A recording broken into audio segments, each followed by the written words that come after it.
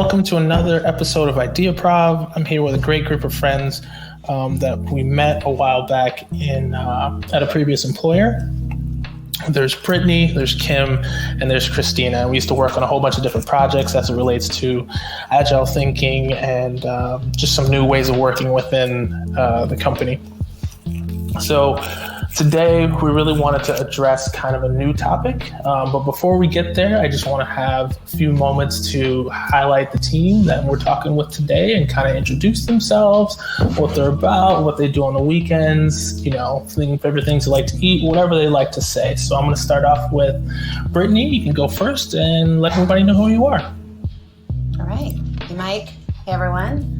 I'm Britt. I am currently a strategist working in corporate communications, so I am helping people in finance figure out how to communicate meaningfully. Prior to that, I was in digital and I worked in production, so really a lot with creative and bringing it to life online. Personally, I'm a big fan of adventure. I've traveled and lived around the world for 11 years before coming back to the U.S. 3 years ago. Spend a lot of time with my dog, out in the water, kayaking, just taking full advantage of being back in Florida and that salt life. I'll pass it over to Kim. Is it my turn? Yeah, go ahead, Kim. What you got? Awesome. Britt, love to hear what you're doing. I actually didn't know that. I didn't know that you were 11 years outside of the U.S. I didn't know it was that long. Wow. Okay. Decade plus. Worldly woman. Well, my name is Kim Linton, and I am the owner of One Light Daring Leadership and Facilitation. So I told Mike, you and I, we are in good company with the light bulb logo situation. Let me know when you're ready to get attached to. I'm down whenever. I think we just find value in the light that lights us up. That's really where the inspiration came from for me. And so it's a combination, my company is a combination of agility and daring leadership and how to be a courageous leader and build courageous cultures with the inspiration of my favorite, Dr. Brene Brown. And also, when I'm not working, I enjoy ice hockey. I'm a big fan of the Tampa Bay Lightning, and in my pastime, when it's not COVID, I like to go ice skating and play hockey. So that's me.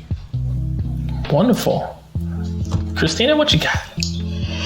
Hello, everyone. So I'm Cristina. I have a list of things I am. Dog rescuer, also a traveler, baker, meditator, hacker. I got this off my online profile, by the way. And seeker of world peace. Nice. Falling behind on the world peace part these days. But anyways, by day I'm a corporate coach, and I just want to state for the record that nothing that is said here represents my employer in any way. I'm a little quirky. I'll deep dive into strange topics like climbing Mount Everest, even though I have absolutely no plans on doing that. It's just fascinating. So I'm always interested in stuff that I don't understand. And so that's one of them. Just saying. I enjoy helping people sort of find their real potential and sort of how to apply it to have a really good life. So I'm always observing people and trying to see kind of what makes them special, and then I share it with them because a lot of us don't know that. So I really get a lot of joy out of that. So my job is very fulfilling in that way. And I love this group. I'm so happy to be here. This is one of my favorite groupings of people. So very excited. Wonderful. Well, glad you're here. I mean, you and I have that same wanting to learn about things that I don't really ever want to partake in. I used to have a thing where I used to watch like Locked Up and Locked Up Abroad like all the time, like prison shows about wondering like how people operate in prison. I have no desire to go to prison. Don't plan on it at any point in my life. But I was like, I want to know like how do you knock somebody out with a battery in a sock? Like here's what it is. Yeah. I'm right there with you. I'll deep dive into like dying and stuff like that. Like I spent like months just learning about death. No, I'm very positive. I want to live to be 200, but at the end of the day, I wanted to understand whatever I couldn't, but can't lie to Yeah, us it's about just that, right? it's a little weird. No one's come back to tell us about it, so. Exactly. It's a good question. We got to figure that one out. Okay, so thanks for the introduction, guys. As far as the topic and theme for today, I talked with the ladies here, and we came. So that topic was, we often compare ourselves to our ideal versions of ourselves, right? So putting what we think the best thing that we can do up on a pedestal, and then trying to achieve it, and then comparing ourselves to that. So I propose, like, how can we better become more content with our lives while still having ambition to be better? And it's one that I've kind of personally been, looking at over the past, I'd say, like 2-3 years. And it's because, I'm not going to say, like, I wasn't in a dark place, but I'd say, in my career was a little bit of a rut, a little bit of a lull, right? And so I always felt at the age that I was, which was, I guess you could probably say maybe 30, 31, that I should have done more things. I should have been more places. I should have, ticked off more things off of my bucket list. And I'm like, okay, well, given the circumstances, there's always two sides to every story, right? So there's a part of me that said, yes, you probably should have done that. You should have, kind of taken life by the horns and gotten things. And there's another part of me that says, okay, could you have actually legitimately done those things, without really hurting your future?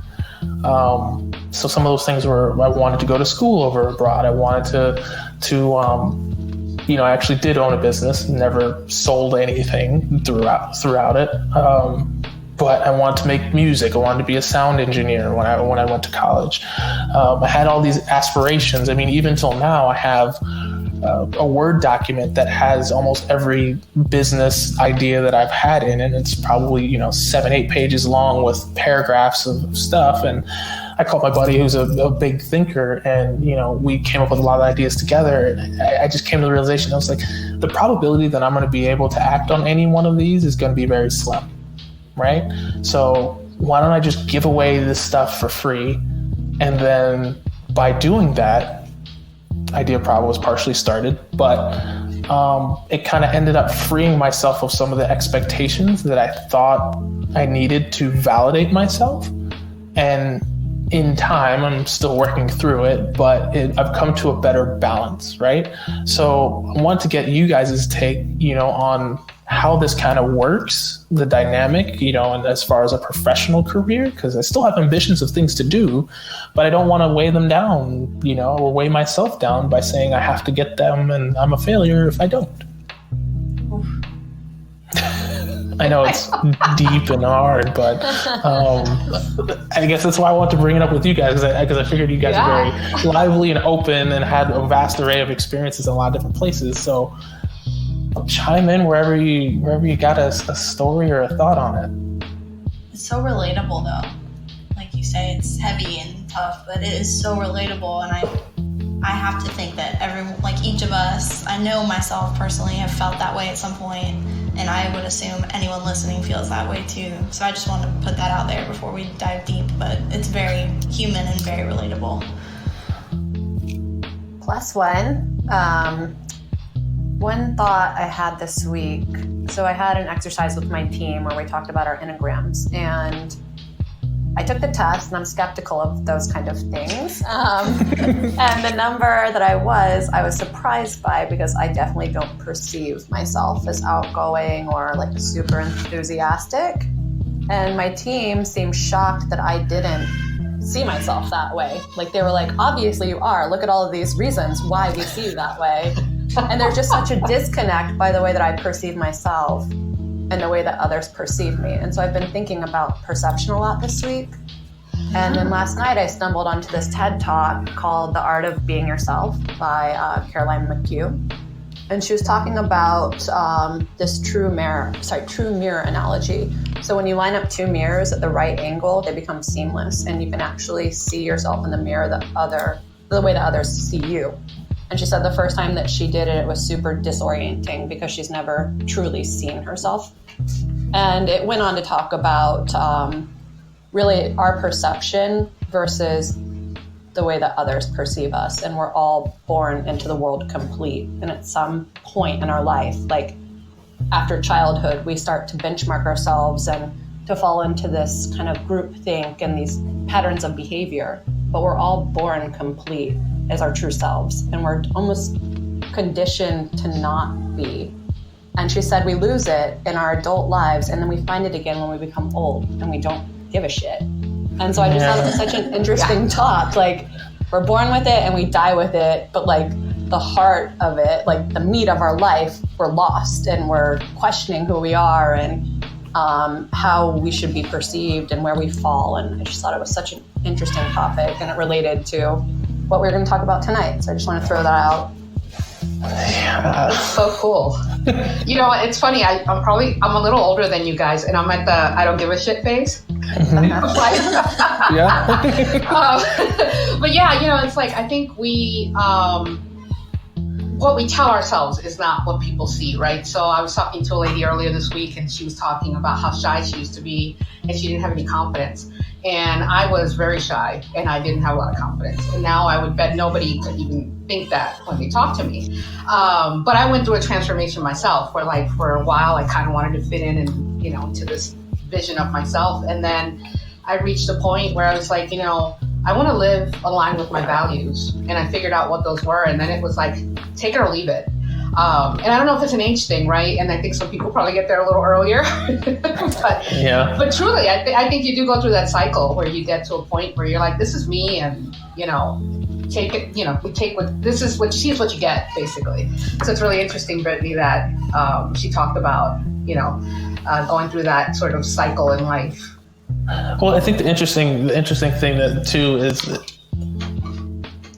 to Brittany's point, as far as the ramp and flow of the life, you know, it's, I don't want to say you have to, but I feel like in such an early part of your life, you're talking about adolescence and you start to get in your 20s and 30s, and it feels like in order to get some things done, if you want to progress, and please correct me if I'm wrong on this or your view is different, it's almost like you have to, I don't say impress, but you have to compromise more than you should in different aspects of life in order to get the things that you kind of want to do, right? So, you know, I'm thinking roommates in college, or significant others that you might, you know, of course, the dating scene. When you go in for a job interview, you know, you can't get your perfect one. And then oftentimes if you say the things that are actually full blown on your mind, it's probably not going to get a greatest of reaction. And then all of a sudden that reputation is going to precede you, right? And you go into the next position, and whatever. Now, do I think that's wholeheartedly the case? No, I think you pick and choose. But like, where's that defining line? Is it just the values like you're talking about, Cristina, where you just have to say, hey, this is who I am okay with being. And if I'm outside of that, then, you know, maybe I'm rude. If I'm inside of that and you just happen to not like it, that's fine. I'm not responsible for how you take what I say. I actually think that there's a good point to that, right? You do have to acclimate a little bit, right? So I can only say this because I'm in a certain point in my career, right? So like, I can say things or I can make decisions because I'm comfortable where I'm at. But you're right. I think, you know, you have to, I call it sort of acclimating to corporate and things like that, you know, how everybody else, you know, functions and works and how we see each other. But yeah, I agree with you. If you're a rebel and you're someone who gets in trouble all the time, you're going to get fired all the time, or you're not going to fit in and things like that. So, you know, I think you do have to acclimate a little bit to get to where you need to go. And then once you're there, you're like, well, you know, I can do what I can be me. Yeah, just screw it. Like I'm gonna go for it. Yeah, I have to chime in here. Christina knows I have to chime in here because she's sort of seen my journey. Christina, you know, for y'all who don't know, Christina was my boss for a while in a previous life, and a great boss, by the way. And I consider myself somewhat of a rebel in many ways. Just a little bit. and I will respectfully challenge the idea that we have to have to be a different version of ourselves to get where we want to go. I do definitely feel that as we navigate to figure out who we are, we make compromises and we go different directions and, cut left and right because we're still trying to figure that out. But once you do, I think I know personally myself, I've presented things or challenged others who maybe were higher level than me, or maybe it wasn't it was maybe ruffling feathers or going against the grain, all of those type of analogies or things that, maybe people are fearful or you say you shouldn't do.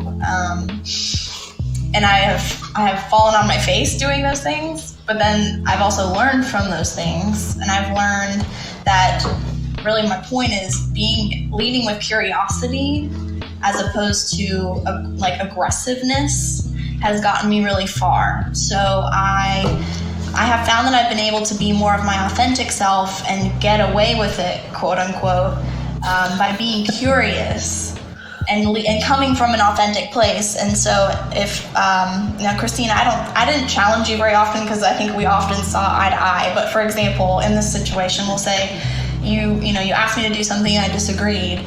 I think my style would be to come to you and just say, Cristina, I'm not sure I understand why. Can you explain to me more about why we're doing this way? Because I think blah, blah, blah. Whereas more traditionally, I think to feel safe and secure and you're not going to fire me, I would just either go off and do it or just keep my mouth shut.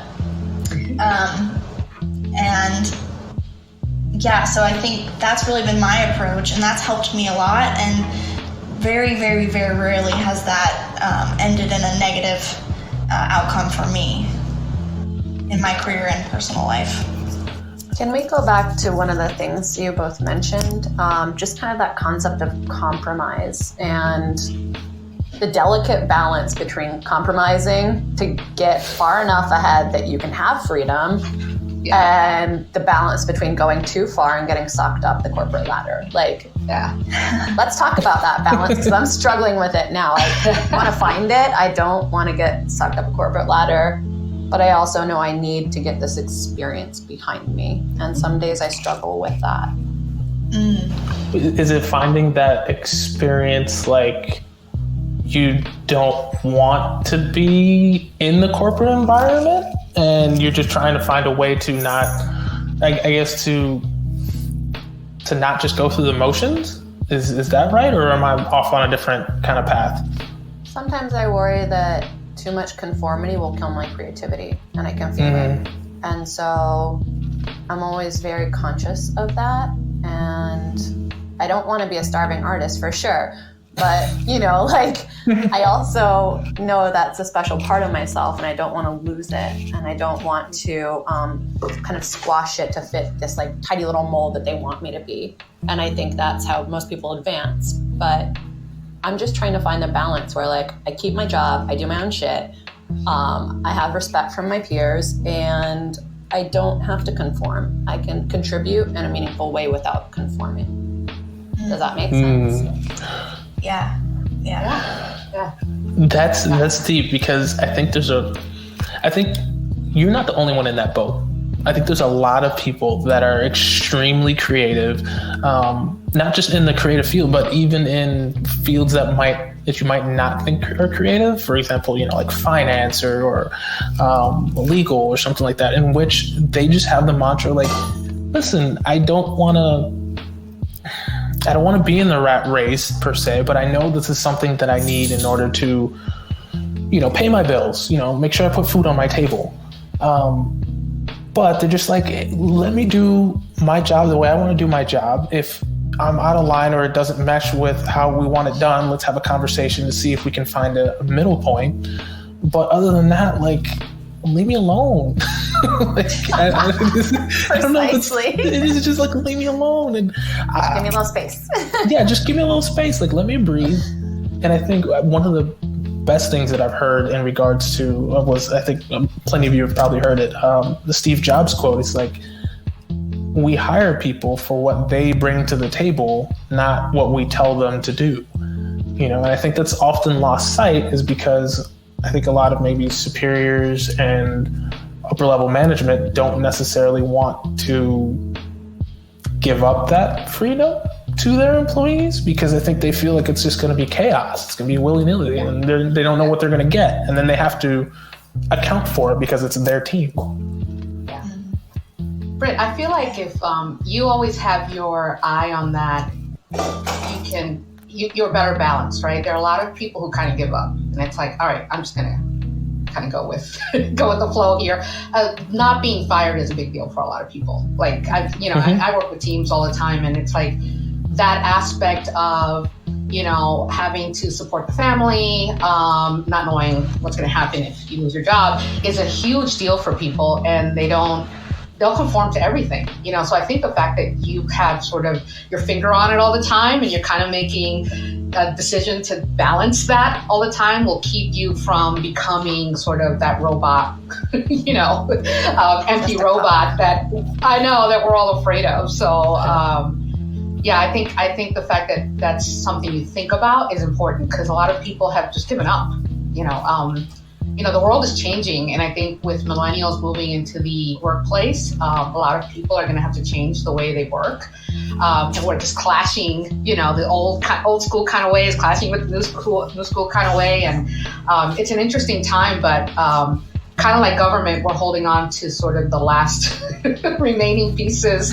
The last hurrah. Yeah. And so I think the world of work will change, but I think the fact that your eye is still on there, and you're going to make decisions on that, and then you'll make a choice at some point, So I think you have the right mindset, right? Like, how do I stay creative? How do I keep doing the things where I can contribute?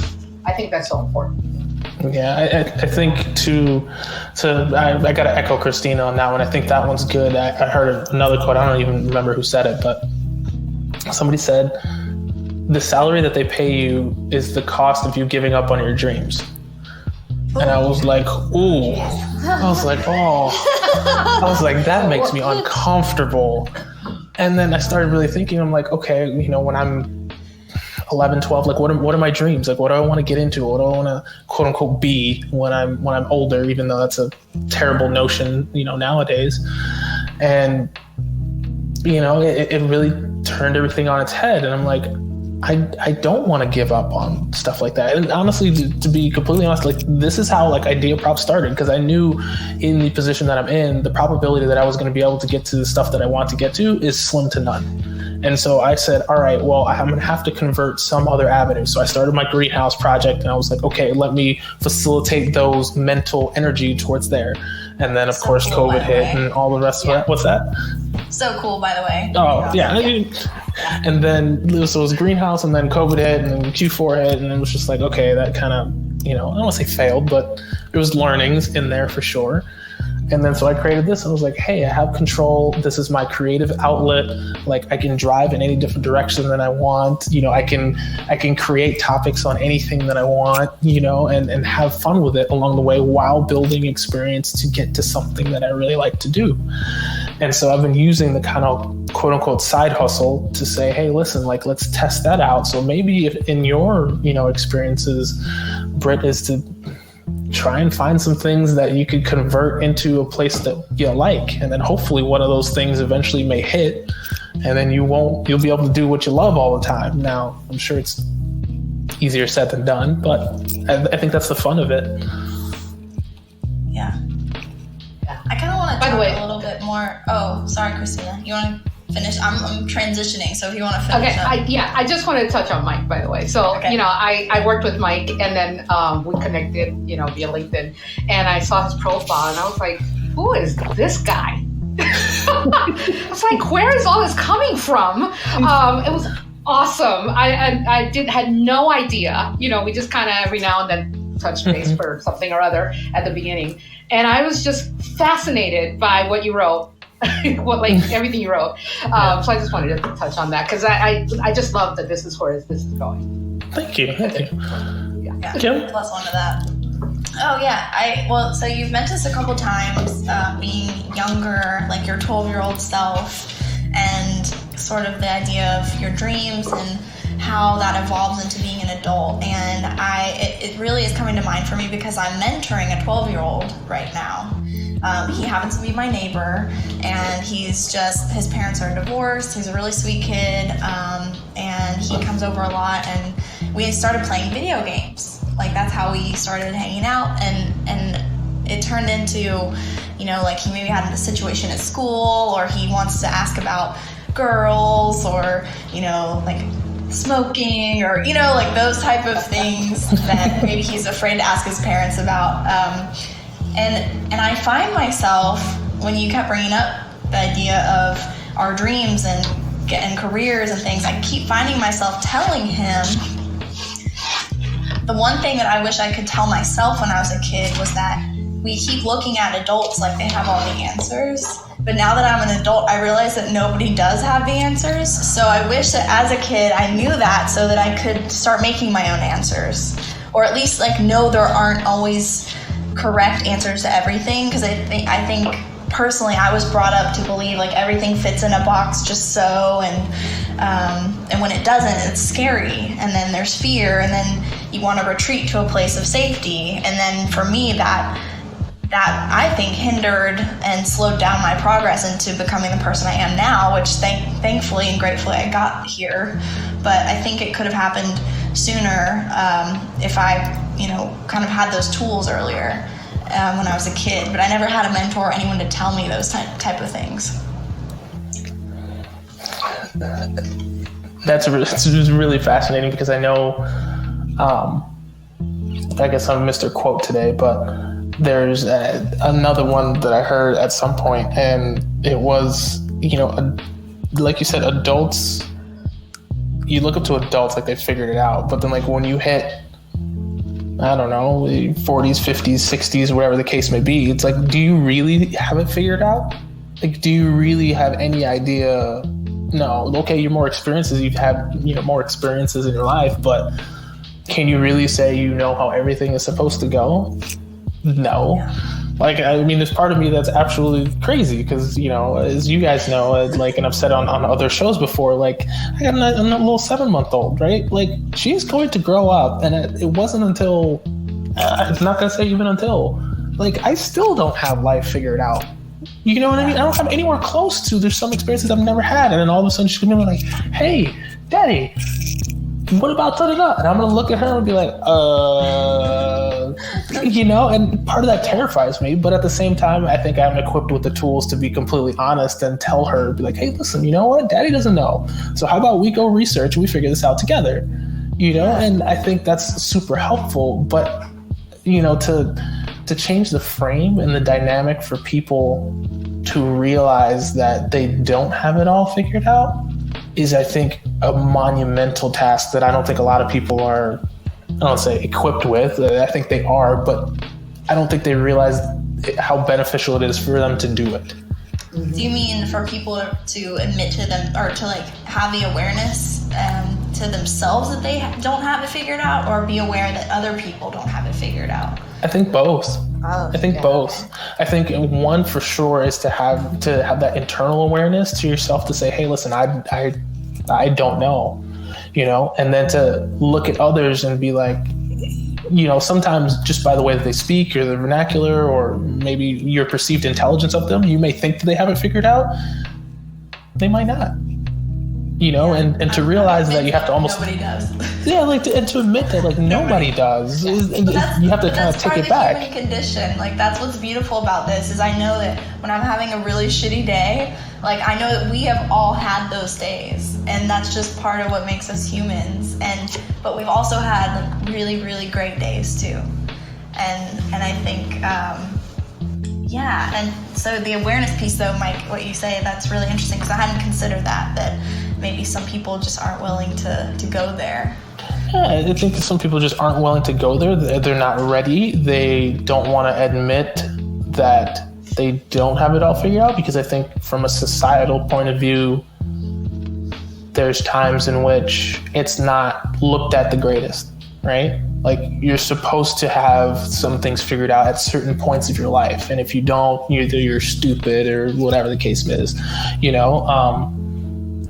there's just some negativity and some stigma around certain, I guess you could say, milestones, right? So you look at the person who's, 45 years old and never been married. And a lot of people look at them like, what's wrong with you? You know what I mean? It's that kind of negativity. And it's not always the case. You just have to kind of take it at face value. I mean, I think in my thing is just, you just have to kind of look at it and be like, well, that's just their story.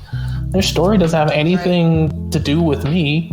And I don't have to perceive them as, a particular something or other. It's just what it is. Right. And what I find ironic about that is that we all have our own stories, and they're all up and down and bobbing and weaving everywhere. Yet we still pass judgment on others. So, but we don't like it when others do it to us. So it's just it's like we all have these expectations or these limits that are sort of invisible scripts maybe for each other, yet we all are kind of the same condition, which I find really interesting. It's one of the... I'm sorry. Go ahead. I was going to say, I think we innately crave those narratives, though, because the world is too chaotic and scary without some kind of narrative. It's just it's too much to comprehend. And so we put it in the context of the story, and the story is often one that, it's our foundational story, it's our life story, but we also add and we choose which events are going to appear in that story as we tell it, and we share that narrative with the people around us to help them understand who we are and kind of the lens that we're seeing the world through. So I think that it's a really curious question, how much of that narrative do we stick to and how much do we kind of let fall away and welcome that chaos and welcome the unknown and explore curiously and open yourself to new perspectives and ideas. But I think that's hard for a lot of people because it's scary. It's quite frankly scary to not have all the answers and to see that maybe some of the assumptions that you made were incorrect or they're hard to hear or painful. There's just so much unknown, and I think that because of all of that, we go back to these narratives. Do you think our guardrails, to keep us kind of in the lane, so you're not veering off, Well, curious question on that is, do you feel like that is a defense mechanism for a lot of people? Is to just fall into that? Or is it more of a shortcut to kind of get to where they feel comfortable or to get to things? Do you know what I mean? Sorry, what? You think it's armor? I think it's armor. I think it's, I'm Brene Browning by wording right now, but Brene and Deirdre, she calls when you armor up, it's self-protection mode. It's when you put armor on yourself to self-protect. That's what it feels like to me when you say a narrative. Am I on the right track, Britt? It can be. I think for some people, for all of us, it's just ingrained. We're born into this kind of society, and in the West, we're born into this individualistic society where we have to create these individual narratives of our life. But then I think some of us have the realization that there are things outside of this narrative, and then we're able to explore and be vulnerable and find like-minded people, but not everybody reaches that point. I know I have a lot of people around me who have not reached that point. They've never even really questioned it. And I think that is what you're talking about, Kim. I don't know if that answers it clearly. Yeah. My mind is kind of all over the place right now. No, I love the narrative piece. I hadn't considered that, but I think that's really coming from the story I'm making up is that's coming from your creative side. It's we need a narrative, we need a story. I'm oh yeah, that makes sense. Yeah. I feel we try to control the narrative, right? So what we do is we talked about putting on masks, right? Everybody has their mask on, right? And we try to control the narrative. But I think some of us realize that there's no controlling it, right? And you perceive things from your perspective, right? Whatever that is. So why work so hard? But some people work very hard to control, this image, even though a lot of times you can see right through it, right? So it's interesting because I just think we seek to control things, but we really can't. We can't really control how people see us, right? We can't control our lives. We can't control when we live or die, right? There's a lot of things out of our control, but we work so hard to control things. And so we think that we control things because we're seeking the approval from others, or do you think that we're seeking to control things to make ourselves feel good? To like, for example, make sure that we control the narrative so that way when we compare ourselves to our ideal selves, we feel okay with it. Like we feel better about the situation. I think it's more like external seeking. Like, as long as I can control what's happening right now, then you can't judge me, blame me, or shame me because I have it all together. But the moment because I'm looking for your validation in this scenario, right? Like, as opposed to, I think we're kind of talking about an elevated sense of self and purpose where we're looking inward at ourselves. Like, how can I improve myself because I want to improve, not as opposed to, what are you guys thinking about me right now? And how can I control, to Christina's point, how can I control how you're perceiving me? Which is impossible. I think that brings up a curious point about like affirmation. And I think that different people get affirmation in different ways. So like you can be self-affirming and you're kind of going inward and reassuring yourself that you're okay to the rest of the world. And then there's the external part where you're getting affirmation from those around you. And you're trying to validate who you are and your story through that. And so for me, I think I'm more self-affirming. Like I'm always going inward and then I go out after. But I think it's interesting to hear the perspective of seeking outward affirmation first and then going in. You brought up a really good point because I feel like for me, Britt, it's almost the same thing. Like oftentimes when I feel not necessarily out of balance, but potentially I won't say taken advantage of or whatever, I often go in, quickly to myself. Okay, what could I done better? How could I have framed that better? How could I have, spoken things differently? And I found that it's challenging for me because there's some times in which I'm conflicted with, to Christina's point, like my own values. Like the way that I approached that situation was exactly the way that I wanted it. However, it didn't pan out the way that I thought it would. Does that lower my I don't want to say self-esteem, but my confidence, my whatever? It shouldn't, but there's been times in which I feel like, well, wait a minute, like I did everything that I was supposed to do. Like I was true to myself and it still didn't pan out. And then I have to kind of check myself and say, okay, well, I'm not the only one in this equation. Like there are completely other people with completely different stories and lives. Yeah. And maybe it was just, that's the way it went. Does that mean I'm not a strong person? Does it mean what does that mean? And I don't know. It's been one of the things that I've played in my head over the past little bit to say, I don't know. I don't know whether. Yeah. So it's interesting because I would bet most people. I think that's how we sort of end up in the lanes we're in, right? Because we get pushed, even though you did try to do something that aligned with your values. Then you get pushed, and knocked into that lane, and then you end up, just kind of following rules that Kim's point, that you don't really agree with half the time. But yeah, I mean, are we still whole if we did something in accordance to our values, but the outcome wasn't what we expected, right? So that's a tough one. But I bet a lot of people are influenced by the outcome and then end up, kind of staying, staying in the box that was created for them, Yeah.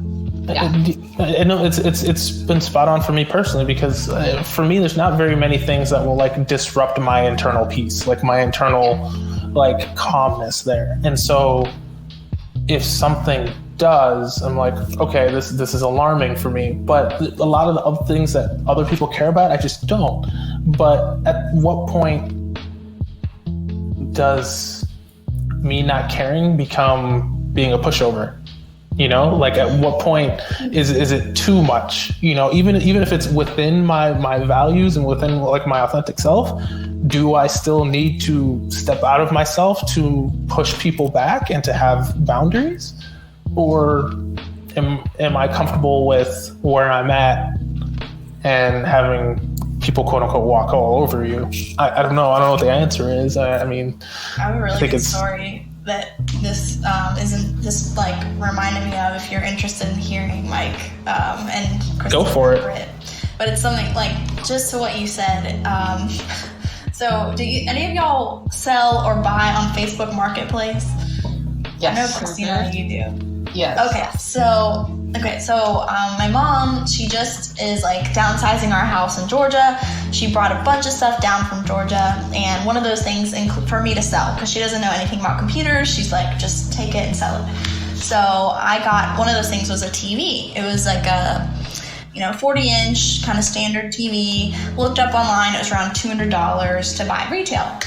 So I put it on Facebook Marketplace for $125, and someone within 5 minutes, actually 5 or 10 people, messaged me and they wanted it. It's during quarantine, people are bored, maybe they want a TV, I don't know. So I had a couple of things in the listing. I'm very detail oriented, so I said, here's the price, here are the specs, there's no damages, no scratches, it still has the cords all wrapped up, my mom never used it. Also, please meet me at this location. It's very central to where I live, and it's also a public location, so I feel safe delivering the item. Well, immediately this person who messaged me first said, I'm interested, I'm ready, I've got the money, let's go. So I said, great, here's the address of that central location. And they said, this is actually 20 minutes from my house. That's just too far for me. Can you meet closer to, this location?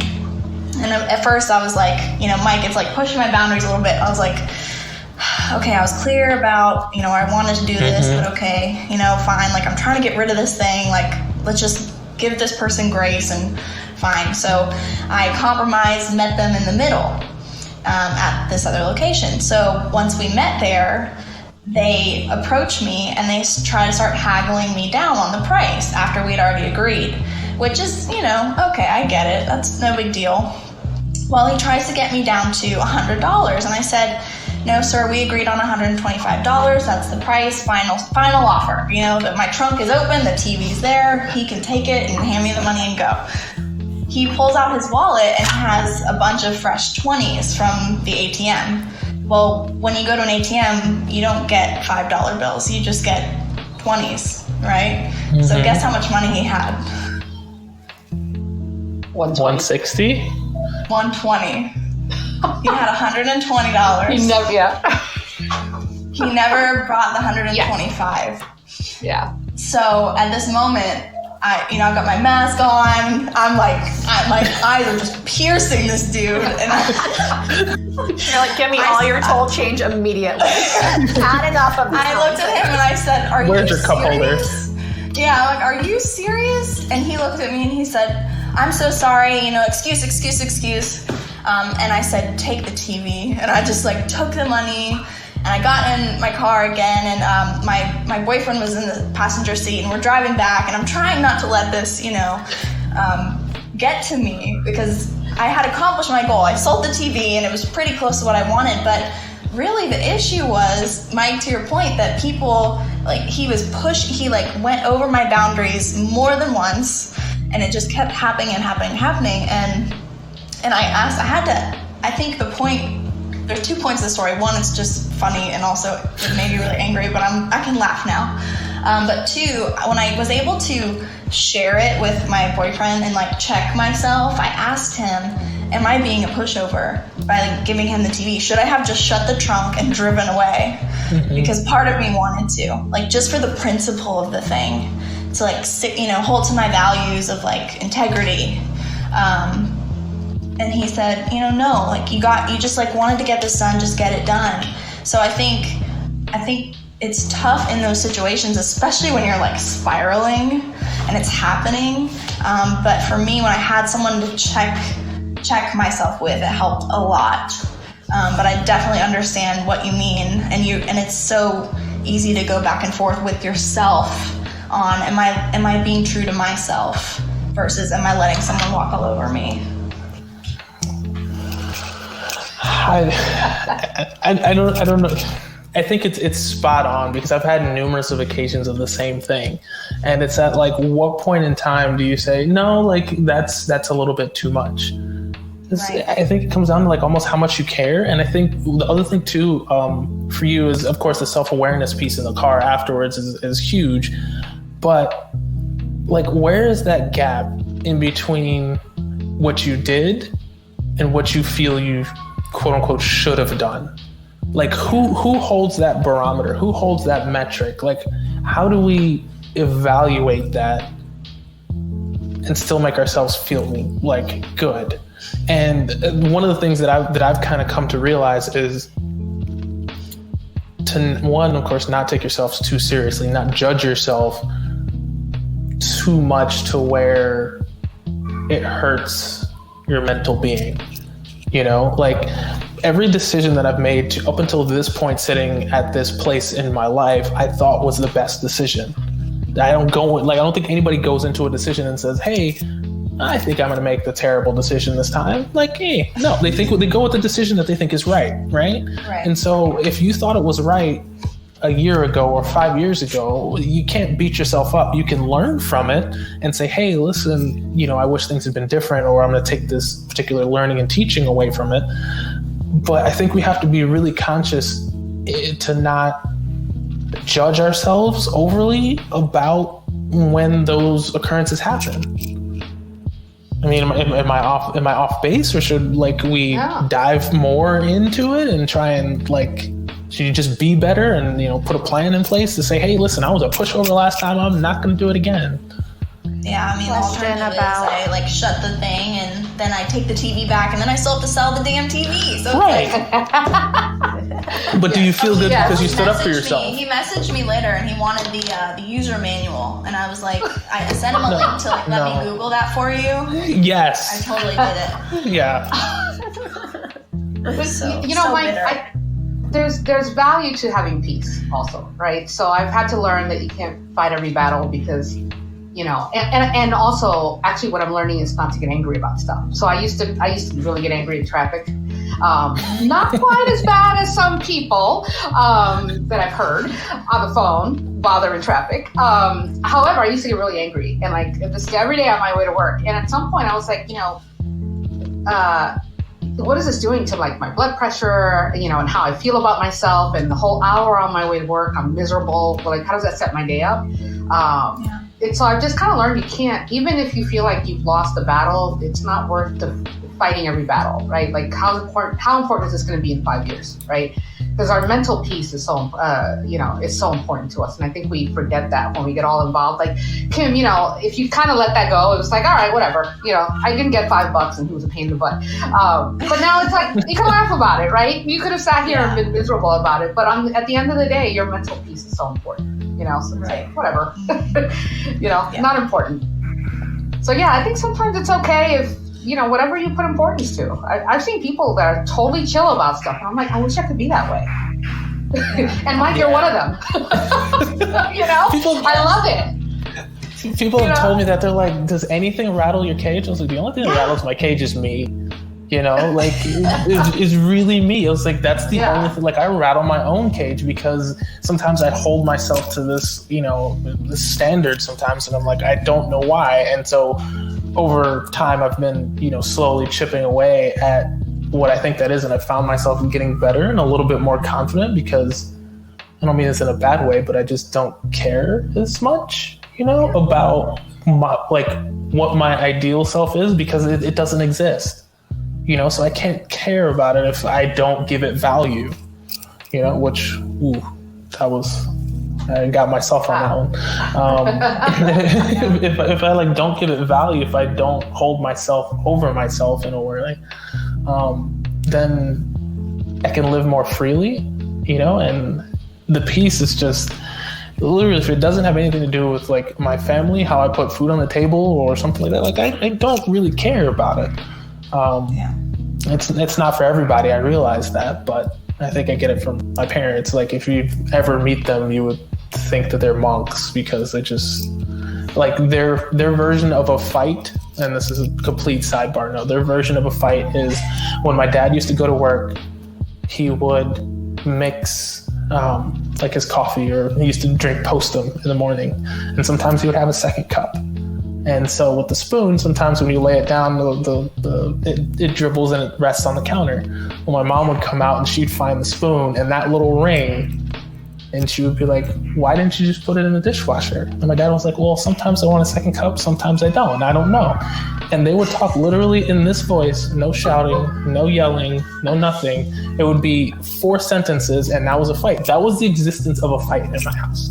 Wow. When I was growing up, and it was bizarre. So when I come out in the real world and there's people like shouting matches, like, I don't know how to take that. Yeah. You know, I'll tell you right now, I was like 6 years old, and then, you know, I forgot I did something, but I was like, you don't have to yell at me, just tell me calmly and everything's fine. So anyway, enough about, you know, my childhood. So it's just I want to meet your parents. Oh, they're a fun group. They dress the same and all that kind of stuff. Now they're at that point. They dress the same. Yeah, so cute. Yeah. Dad wears the pants that the flowers on it. Mom wears the top, and they're those. Yeah, they're extra cute. It's kind of annoying. So with that, like, pivoting to looking at how we are and where we want to be, how do our ambitions play into it?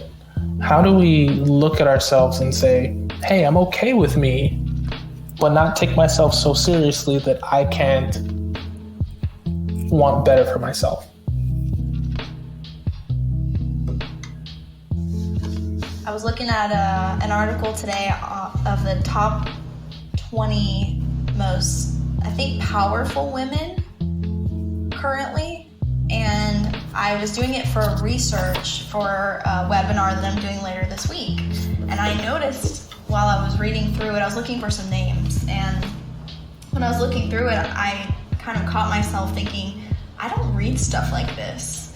I've never been into like celebrities or kind of like very powerful people, and I kind of checked myself and said, is it because I'm afraid of it? Like, I'm afraid that I'll never like get to that sort of level, or is it because I don't care, or is it, you know, like, am I just trying to be me, or if I look at that, is it too much of like wishing and wanting, that type of thing? But I have noticed personally that that's just something I don't do, and I wonder to myself, should I be looking at those type of people more? Like, should I be following you know, like a Sarah Blakely from Spanx? You know, she was from this area here in Tampa and is now a self-made like billionaire. You know, should I be looking at those people more and trying to like not mimic them but learn from them, instead of just trying to pave my own way and like go through the trenches all on my own, you know, that type of thing. I don't know. Just a thought I've been pondering. I think it's a good thought, because with this whole idea prop thing, I've been looking at, you know, there's a million podcasters talking about whatever they want to talk about out there. And of course you have the Tim Ferriss of the world that brings in like 6 figures from his podcast and has, you know, 1.3 whatever million followers. And I said, okay, do I build it like them? It's like, yeah, they couldn't probably build my stuff the way I do it. So I think what it kind of started to boil down for me was, I think it really depends on what I'm trying to learn, or the ambition criteria that I'm trying to achieve too, right? So if it's an actual trait or a task or a skill, then for me, it's like, okay, I'm looking to this person. Obviously they've figured out that skill, right? So if I'm an ambition to be the best, I don't know, I'll just stick with the podcast, to be the best podcaster out there, but maybe I'm terrible at audio editing. Well, let's actually learn that skill and follow people that are about audio editing, you know, and can do that. And I think that's helpful because you're learning. But I think when it comes to things that are a little bit more intrinsic, for example, the actual ambition itself, the drive, the how much, the when, the how, I think that's up to the person. Like, because for me, like, you can talk about, the the routines of building, they wake up at 3 o'clock or 4 o'clock in the morning and they hit the gym. Yeah, no, I'm going to sleep. Thanks. Yeah. I'm good. It's so overdone. Am I wrong to say that? It's so overdone. Like, what do you do when you wake up in the morning? I'm just like, oh, I don't care. Like, is that bad? I don't know. I don't think it's bad. I think you just have to be cognizant. And I don't think self-awareness is the only thing, but you have to be cognizant of like what works for you as far as like a timing perspective. For ambition for me, like waking up at that hour in the morning doesn't work for me.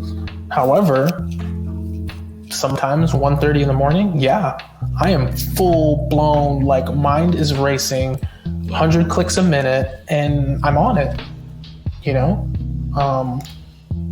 Yeah, I think it's really subjective about how we each define that. And there is no right way to define it. It's what's meaningful to you. And to go back to that TED Talk I watched yesterday, she had a really great quote. I'm going to share it with you guys if you don't mind. But she was talking about the singer Jill Scott, and she was asking her, she was getting ready to follow another very famous performer. And she was asking her, like, are you nervous? And then she started talking about this concept of people who are just larger than life, and they just emanate this light and this radiance. And she said, when we see these people, we invariably call them larger than life. How could you be larger than life? Life is large, but most of us don't take up nearly the space the universe intended for us. And so I was just thinking, like, what is the space the universe intended for me? And am I taking advantage of all that space? And I think the answer is no. And so, like, I'm pretty sure it's no. So, like, how can I define that space? And how can I, like, maximize my space and my influence? And how can I radiate light to those around me? So I just felt open that. Have you unpacked about how best to do that? No, because I just watched this last night and I knew I would like blow my socks and I'd be, down some wormhole later tonight. This is a good start, though. I feel like the repetition, like sharing it now with the world and also repeating it out loud. I feel like that's like a really good start to implementing. And now you shared it with us, so we can start doing something about it too.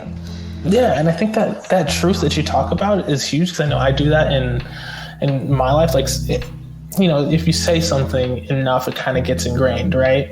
And not necessarily I say it a lot, but anytime where I'm feeling, hey, is this something that I should be doing? Just like saying it out loud and voicing it, sometimes hearing it back to myself can kind of put a different perspective on how I'm interpreting that. I think, Kim, one of the things that always sticks with me years down the road is the first time you said, is this the narrative that I'm telling myself? And like, for me, that was like mind blowing, because I had never comprehended I've never heard those words in that fashion. And so when it was said, I was like, that's really important, because I think there's a lot of people that tell themselves this narrative about, like you talk about, taking up space, being bigger, being larger than life. I think there's a big societal component too. Like, it's, you look on the media, whether it's social media or whatever, and everybody's got bigger houses in the US and bigger cars and faster and, prettier spouses or whatever the case may be. And it's difficult to not compare, right? Yeah. Even though at the end of the day, it really doesn't matter. Yeah. I think, like Brittany said, it is subjective, right? Like, what space do we want to take up in the universe, right? Yeah, I know for me, it's my inner peace is more important, I think, than a lot of like being like large. And so I kind of focus back inward, right? And so that's like key for me, like, is my head in the right place? There's a blogger that I follow a lot of the minimalists. So I'm actually the other way. And one of the things, one person is always posting, what if all I ever wanted was a mediocre life? Right? And so, like, what's wrong with just wanting like a peaceful life, where you have what you need and you enjoy the things that you love, and you find some balance in that. So I've been trying to sort of go back there, because it's like, what do we keep running? What are we running towards, right? What is this thing we're running towards that there's no answer, right? It's infinite. It could be infinite, and we're always running, right? So I don't know. That's an interesting question. Like, how much of the universe do we want to fill? Do you want to take up? Yeah. I'm thinking, and of course, there's a generational component, because if you ask some of the older generations, it was, hey, let me build $1 million business. Yes. Let me have 4 yachts, 6 houses, the whole nine. McMansion. And I think the millennials are like, hey, I value the experiences, right? Completely. So I think you have to be, like you said, very subjective into what's meaningful to you, how do you want to live, and I think that in turn kind of focuses your own lens. Helps define that a little bit. Wonderful. So I got some highlights here from our talk, because I want to make sure that you guys get your moments to shine here in a minute. So chime in with what I have. So to recap, some of the things that we really want to focus on in regards to just making sure that we're okay with our own, we're a little bit content with our lives while still kind of focusing on a future that we can enjoy and have a consistent ambition, is be okay with acknowledging that you're figuring it out, that you're on the path, that you don't know everything, and that will kind of de-stress things, because then you won't judge yourself to that expectation. Lead with some curiosity. So whenever you're interacting with people, and obtain that knowledge in a what's the word, non-threatening fashion. Be aware of the narrative for yourself, number one, that you're trying to tell yourself, and then also the narrative that others may be trying to tell you, or that your impression of yourself. Just, I don't want to say take an out-of-body experience, but just be cognizant of that as you go through. Don't fight every battle with yourself or against yourself, and realize that it's okay to not have to win, and beat yourself up there. And then the last part is in regards to the ambition portion of it. You have to really focus on finding what's meaningful to you and how you want to live your life, and the things that you find important. Of course, a lot of people will say, family and, experiences and all that kind of stuff. But really breaking it down to how that applies to how you go about the decisions that you make. Did I miss anything there? I think I want to add one thing that I wasn't explicit about, but it's, I think, a good tie into all this is don't go it alone. Share with someone you trust, or an accountability partner, or your best friend, or your spouse, or your boyfriend, girlfriend, whatever. I think we do better when we have connection, and when we don't try to go it alone. Because I know for me, when I try to go it alone, I just get stuck in my own head. So. Yeah, I mean, Idea Prov's tagline: ideas together are better than ideas alone. Just a small little plug there, but You're shameless. Shameless plug, completely shameless. But one last quote that I gotta add to that is, I think it was from Gandhi or some unknown person, but they said the reason why we hug is because that's the only time our heart actually knows that we're not alone. Because it actually can feel another heartbeat. And I was like, ooh, that gives me a little goosebumps. But it's one of those little maybe Hallmark kind of moments or whatever. We'll have some fun. So wonderful. All right, now we are into one of my favorite parts of the show, which is our kind of co-creator segment. So of course I have 3 co-creators here. We have some wonderful new stuff. So I want to reach out to you guys and kind of see what's on your brain, if there's anything that you kind of want to talk about, whether it's minimalism, a new book that you read, the fact that you got a new dog, whatever the case may be. So I will start off with Cristina this time. What do you got for us? Oh, I have so many things. I did get a new dog. He's a senior dog. His mama passed away, so it's really sad. So we're trying to take care of him as best we can. What am I working on? I'm trying to figure out sort of what's next for me. So, I just took on a new role, a new job, and what does that look like? I'm always saying we're transforming, right? So, what does sort of the next phase of my life look like, and what just kind of defining what do I want to do? What adventures do I want to take on? So I'm in that place right now. And also looking at really, I'm on the board of the Center for Women. And I really want to figure out how to help girls and women feel more confident and kind of challenge them to do things that they're afraid of doing. I'm finding that we hold ourselves back a lot as women. And that's sort of becoming like a repeated theme that I keep seeing. And like, I don't hold myself back from much. And so I kind of just really want to help encourage other women to just go for whatever it is that they're looking to do, and so I want to figure out how I can help other girls and women with that. So it's kind of what's in my short vision for right now. That's a fantastic initiative. I think that's really adding, because I think that needs to happen a little bit more often. I think people just don't think about that, and especially in the times that we're going in now, where we have different ethnicities and genders and stuff trying to be vocal. I think it's really important now to especially we have a generation right now that's really pressing forward to encourage that next generation, those like you're talking about, Kim, 11, 12-year-olds that are in that next, to really be strong and be powerful in all different shapes and sizes. I know for me personally, it's kind of hitting home because I have a baby girl. So I want her to have every single opportunity that she can in the possible world that she can. So I think it's really important. Actually, with that, there is a young girls only after school program that my lady found that she was thinking about putting her older daughter in.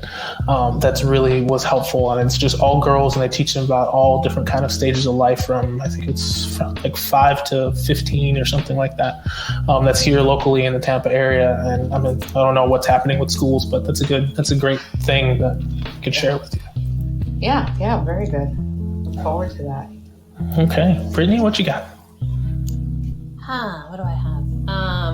Well, I would say that this has been an interesting, I don't know how many months it's been now, 4 months, 5 months, however long we've been in COVID. But, everyone on this call knows this, but about 3 weeks before COVID officially hit, there was a layoff, which I was affected by. And so I was really planning on taking that time to just leave corporate America and go travel in South America and figure it out. And that didn't go according to plan. And I actually ended up in the upper echelons of corporate America in finance. So I've been trying to wrap my head around all of this without having some kind of identity crisis. So I think I've really been reflecting a lot because I have so much time and space to do all of that now. So one of the positive things that's come out of COVID, I think, is it's forced me to slow down. Like, I just don't have the option to be jet setting and like constantly distracting myself. And not even seeing my friends or not hugging them or just really alone. And so that's a hard thing, but it's also super productive in a way because I'm having to face things that I normally wouldn't. I would normally choose to do all these fun things on a weekend. And now it's kind of like me defining how I'm going to exist in this current new reality that we have. In terms of my hobbies, like the things that I enjoy doing now outside are a bit different than they would have been previously. My relationships I'm looking at very carefully. Like, I just realized that life is so precious and our time is so valuable. And so what I'm spending my time on needs to be so valuable and meaningful. And the things that aren't, I don't want them in my life. And I don't think I've ever drawn such a hard line. So that being said, talking about boundaries and stuff, I've been kind of re-examining like my relationships, my friendships, if I'm in these things just because I feel like it's an obligation from childhood, or I'm surrounding myself with people who inspire me and who think similarly or dissimilarly, but who I'm getting new perspective around. So it's just been I've never had another time in my life like this. It's not by choice, but it's just kind of how I'm choosing to focus my efforts and stay positive and grounded because it's a scary time. And I think it would be easy to kind of lose sight of that and fall into sadness or depression or helplessness. So that's how I've been coping. But yeah, just exploring and reflecting, and that's it for me. That's really good. I think a lot of people have been doing the same thing. I know I have.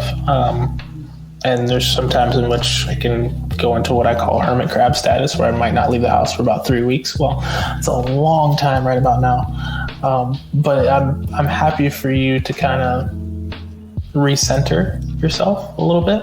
I think that's super important for a lot of people to kind of execute on right now. Just kind of focus. Kim, what you got? Yeah, I just want to kind of vibe off that a little bit and say I'm in the same boat as Britt and Mike and Cristina. I'm sure you're feeling that way a little bit too. The way that we are all very, I want to say, like, woke, and we are, introspective and like look inside ourselves, that by no means means that we are perfect at this all the time. And so it does, especially at a time right now where like there's just total chaos in the world and we're trying to all make sense of it. I think there's just this wave happening individually. I know for me it's just up and down, and I think maybe that's happening with y'all too. So for anyone listening and you're thinking like, wow, I really want to get to where these people are at, like mentally, it's not a destination. It's just a journey, and it's a thing that we always have to constantly work at. And so I'm also there with you guys and ladies. So anyway, what's on my mind is sort of that balance as well of this innate drive to want to help people with the work that I do with agility and helping people become more courageous. And I know that that's something we need, especially in this sort of mental health crisis that we're going through. However, also just trying to keep myself in check and make sure that I'm giving myself enough so that I can give to others. And that's just, it's harder than ever right now. And so that's kind of top of mind. But honestly, events and moments like this where I get to connect with people that I care about and enjoy, that helps a lot. And I don't get a lot of these. So Mike, I appreciate this more than ever. Yeah, I think you're valuable. Yeah, like you hit it. Like, take care of myself so I can take care of others. Like I think that's a huge point that probably gets overlooked a lot, is that, in these times there's people that always want to take care of their families, and they want to take care of these people that might be down in their luck, or these people that might have lost their job. And you have to remember to kind of take care of your mental sanity as well, to make sure, because you don't want to make sure that one of your life cups are empty, because I think that's huge. Yeah, well, it's been my pleasure to, kind of put this together and talk with everybody. I really enjoyed it all the way through and through. I think you all brought some really great perspectives. As the show wraps up, for our listeners out there, I want you to really look inside yourself and really try and take this episode to heart, so that way you can kind of create a better self for you and your families.